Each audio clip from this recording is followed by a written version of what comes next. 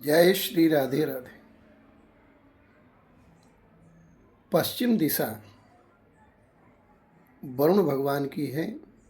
पश्चिम दिशा में निम्लोचनीपुरी है। निम्लोचनीपुरी के राजा हैं भगवान वरुण और पश्चिम दिशा से दुर्ग की रक्षा करती हैं, इसलिए नाम है दुर्गा। और दुर्गम नामक दैत्य का वध करती हैं, इसलिए नाम है दुर्गा। तो पश्चिम दिशा में माता रानी का ध्यान करें। या देवी सर्वभूतेषु शक्तिरूपेण संस्थिता नमस्तस्यै नमस्तस्यै नमस्तस्यै नमो नमः। नमो देव्यै महादेव्यै शिवायै सततं नमः। नमः प्रकृत्यै भद्रायै नियता प्रणतास्मता। भगवती राजराजेश्वर्यै नमः। दुर्गादेव्यै नमो नमः। सर्वोपचारार्थे गंधाक्षतपुष्पाणि समर्पयामि। अनंतकोटि नमस्कारान् समर्पयामि। पश्चिम दिशा में माता रानी दुर्गा देवी का ध्यान करें, प्रणाम करें। अब सामने पूर्व दिशा। पूर्व दिशा में समस्त देवताओं का निवास है। देवताओं की पुरी का नाम है देवधानीपुरी और देवधानीपुरी के राजा हैं देवराज इंद्र।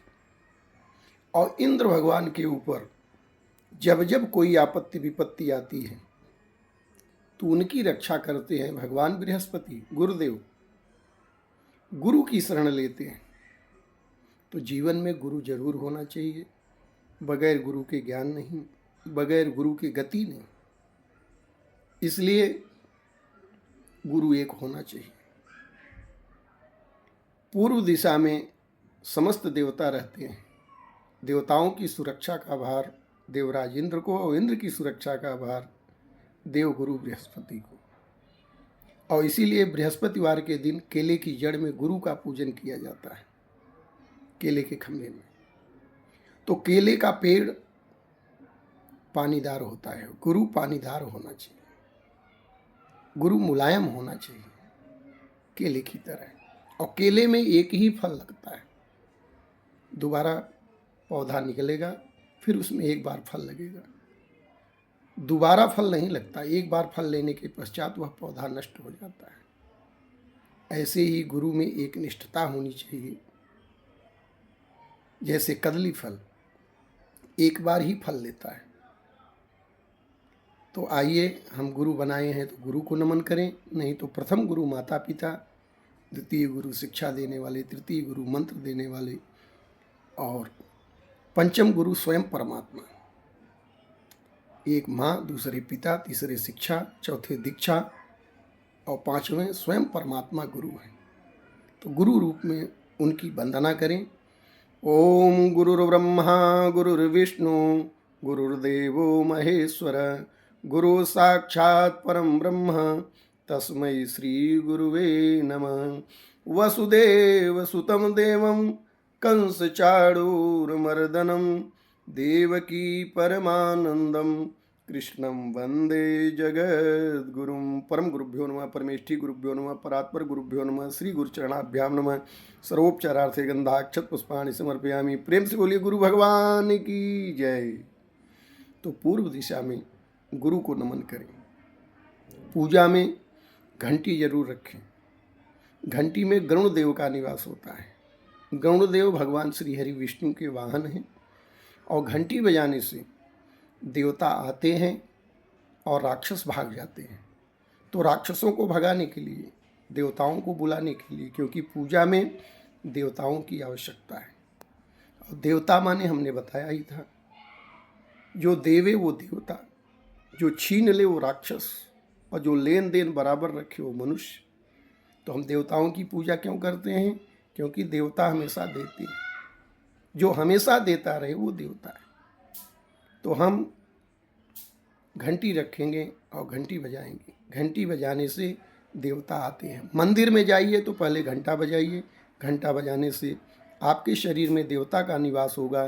देवो भूत्वा देव में यजेत, पहले स्वयं देवता बनिए, फिर देवताओं की पूजा करिए।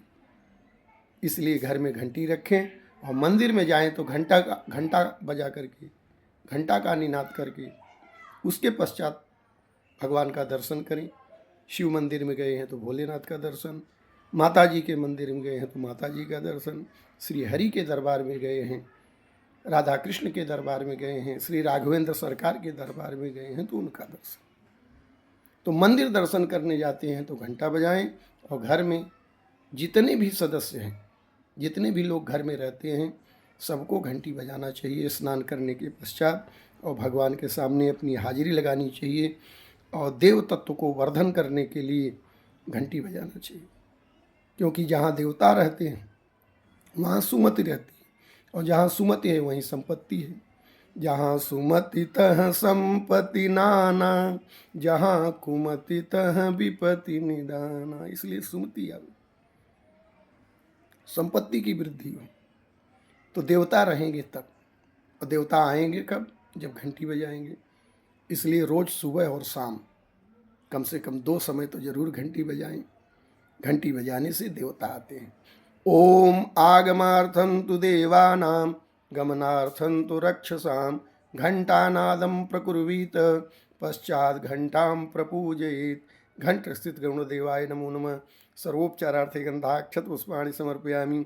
प्रेम से बोलिए गरुण भगवान की जय।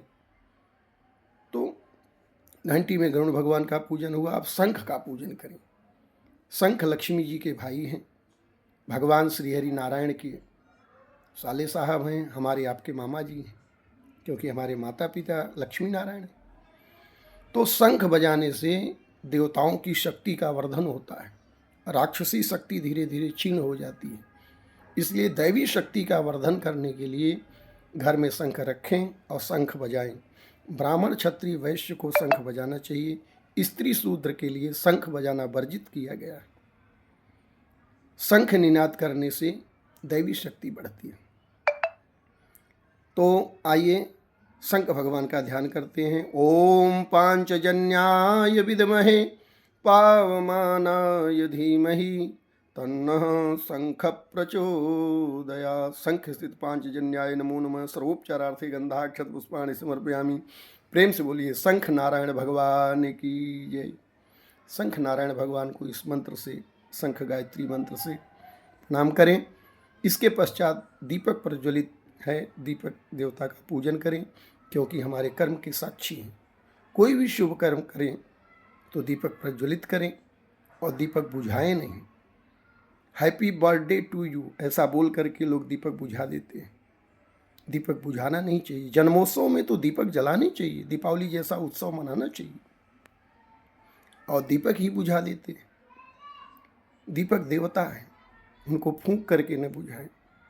और बुझाना ही है तो आंचल से बुझाएं। हमारे यहाँ तो माताएं जब आंचल से हवा करके दीपक को शांत करती हैं तो ऐसा गाती हैं, जा दिया ना घर आसे बासे लक्ष्मी आवे हमारे पासे। तो दीपक शांत करने के लिए ये विधान है। ऐसे दीपक शांत नहीं करना चाहिए। जितना दीपक प्रज्वलित करेंगे उतना अच्छा है। एक कर्म के साक्षी भगवान सूर्य नारायण हैं, दूसरे कर्म के साक्षी भगवान दीपक देवता है, ये अग्नि देवता है। इनका पूजन करें। भो दीप देव रूपस्त्वं कर्म साक्षी विघ्न कृत यावत् कर्म समाप्ति स्यात् तावत् त्वं सुस्थिरो भव। दीप ज्योति पर ब्रह्म दीप ज्योतिर्जनार्दन दीपो हरतु मे पापम दीप ज्योतिर्नमोस्तुते। सर्वोपचारार्थे गंधाक्षत पुष्पाणि समर्पयामि। प्रेम से बोलिए दीपक नारायण भगवान की जय। तो ऐसे पूजन करें। इसके पश्चात वरुण देवता का पूजन है। जय श्री राधे राधे।